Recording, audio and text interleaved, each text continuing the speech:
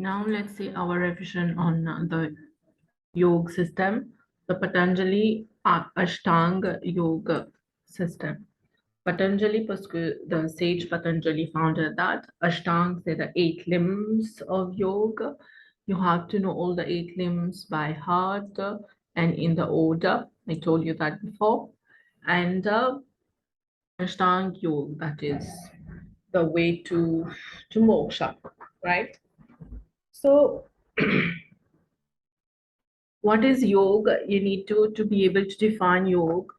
In simple term, yoga can mean a way, a path, but yoga actually mean union with God, union with the Supreme, or it can mean the practice, it can mean self-purification, right? That can be the meaning of yoga, but usually say union with the Supreme, right? And the Patanjali Yoga system is a Dvaita philosophy. We believe in the Dvaita philosophy. Souvent, des fois, elle est reliée avec Samkhya. We will see that. There's a question like that. And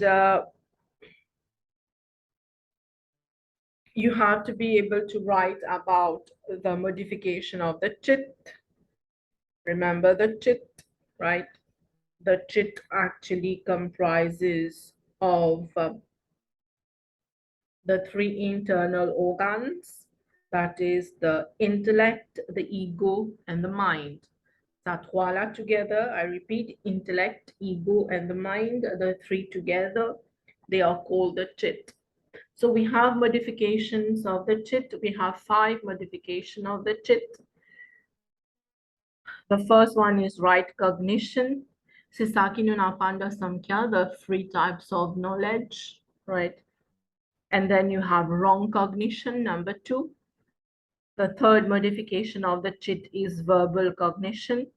Fourth, absence of cognition. Ou bien on appelle ça the state of sleep. Quand on peut dormir, we don't know what is happening. And number 5, the fifth modification of the chit is memory, or what you call smriti. That is the past experiences, which might be through impressions or previous births and all, right? So these are the modification of the chit. To be able to reach moksha, these modifications should cease, right? It should cease. I won't say stop in a way, but it should cease, right? Getting moksha as per the Yoga Patanjali system is also, it means to get rid of the 5 kind of afflictions and a 5 kind of sufferings of afflictions. These are quite different from Samkhya. You're going to see in Samkhya we say the 3 types of sufferings. Here we're talking about the 5 types of afflictions, the 5 types of sufferings. The first one, ignorance. Second, egoism. Third, attachment. Fourth, aversion. And fifth is clinging to life and having fear of death. So when we get moksha, means we get rid of these 5 kinds of afflictions, these 5 kinds of sufferings, right? Donc, the yoga, Patanjali Yoga system also talk about the 5 levels of mental life.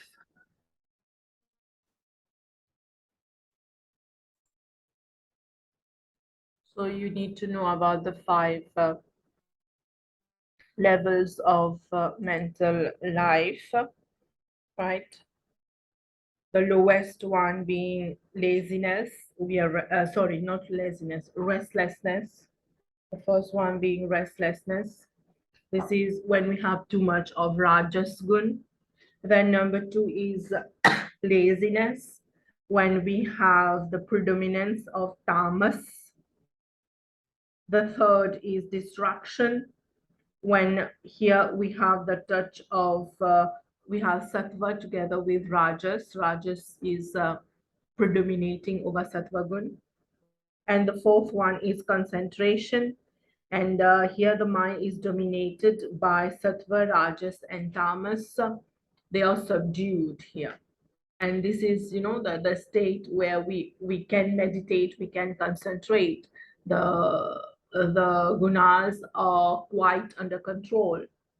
And then the fifth one is called restriction, where there is total arrest of the mental modification, where the mind does not get affected. The gunas are completely under the control of the person and the mind, etc. Right? And you have to, as I told you, you have to know the 8 limbs of yoga, all of them, right? You need to know all of them, the 8 limbs of yoga. You must know how to describe them also. The first one being the yam, right? The first one being the yam, where we practice the 5 basic virtues, the ahimsa, satya, asteya, brahmacharya, aparigraha. Then we have the niyam. The niyam is a purity, contentment, austerity, self-study, where we are studying, that is scriptures, and the worship of God here. And these two, they are interconnected, the yam and the niyams. It march ensemble, actually. Then we have the pranayam, which we know is the restraining the breath of the breath, that is, nous contrôle nos breath. These are, you know, je vous trouvez là-dedans in Aman quotations. Whatever you can remember, you write, you use in your work. Right? Number 4, pranayam. Number 5, pratyahar, means restraining the senses. Là, nous, en moment que nous étions, nous capables, nous apprendre control the senses. Then the dharana, we fix the mind. At times it will fickle, the mind will fickle, will go somewhere else, but we fix it again. And the dhyana is internal practice, right? So it's a one-pointed meditation. And then the last one being samadhi, where samadhi means where we get absorbed. We get connected, we become one. This is the state what we explain as aham brahmasmi. This is the perfectness, this is kaivalya, this is the state of moksha. Again, moksha, mukti, jivan mukti, videha mukti. I guess you know how to explain that, right? So this is the way to moksha as per the Patanjali Yoga system, right? And yoga system does believe in God. That is the major difference between Samkhya and Yoga. Does believe in God. It describes God as the supreme, the perfect one, all-pervading, omnipresent, omnipotent, omniscient. God has no defect. God is immortal spirit. In addition, Patanjali here describes God as a special kind of Purush, and this Purush is totally free from pain, totally free from sufferings, free from the 5 kinds of afflictions, free from the 5 kinds of mental modifications. He is above, the special Purush is above the law of karma, is beyond time, beyond space, beyond the 3 gunas, right? And what does God do as per the Samkhya system, right? So as per the Samkhya system, usually we do devotion to God, no? We are trying to please God. We are concentrating on God. So God becomes the object of our meditation. Ou bien God becomes the object of our worship, of our prayer. God purges away our sins, the evils in the life of his devotees. He helps the devotees, he graces the devotees who surrender to him, who does devotion for him. God helps the person, the devotee, to have a pure heart, to be better in a way. Having the grace of God means that, not to be better. He helps us, right?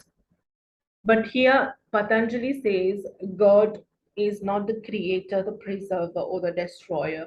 He's just a special Purush, right? He does not reward or punish.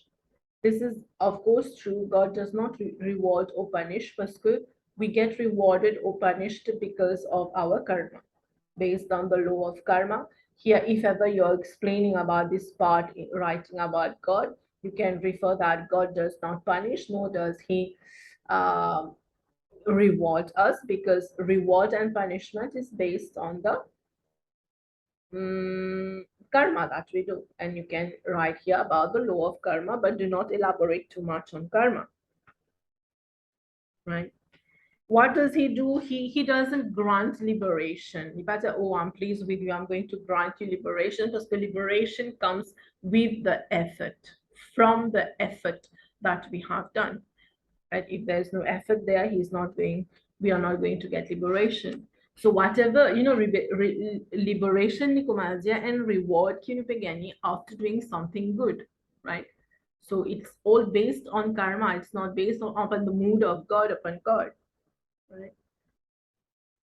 What does he do? He can remove your obstacles. He can remove our obstacles, the obstacles in the life of devotees, and blesses us with courage and all. This is basically what is there in the Patanjali Yoga system. Now, if you're going to see the questions, look at spécimen avant. Dans spécimen, pas aucune question le yoga. 2021, nous avons une question le yoga, but together with Samkhya. Let's see another one first.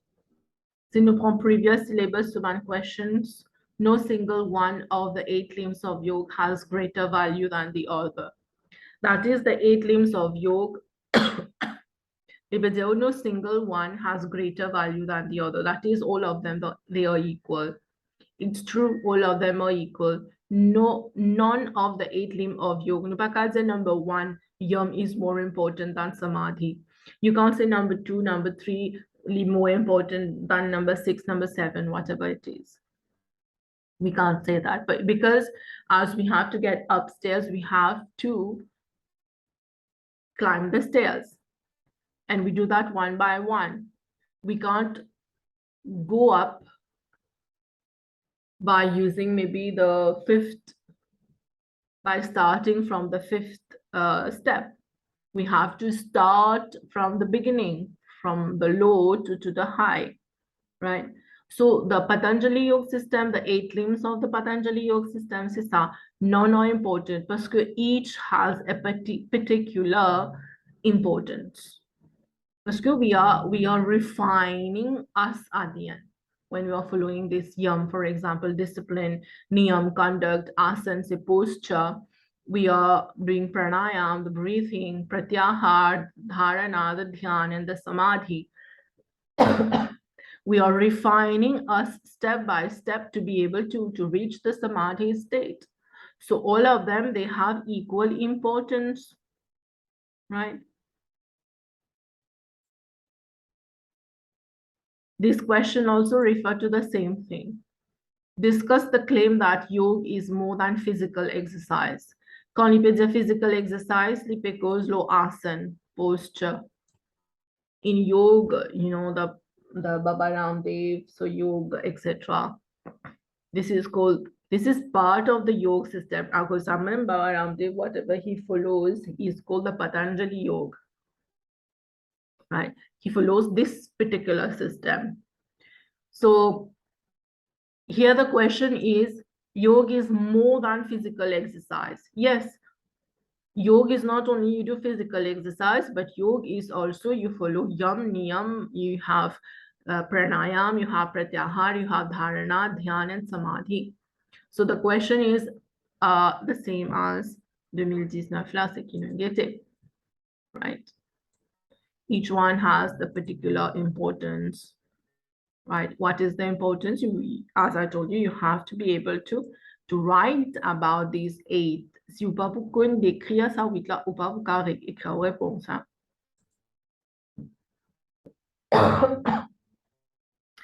This one, the 8 limbs of yoga indicate a pathway that leads to attainment of physical, ethical, emotional, and spiritual health. If we follow the 8 limbs of yoga, il pas seulement getting moksha. In the process, by doing the effort of getting moksha, what we are acquiring is control upon the physical body, the ethics, the emotions, and spirituality. C'est ça même qui amène nous at the end. Again, here, if you won't be able to explain each of the 8, ou pas pour capable répondre à question là. Right?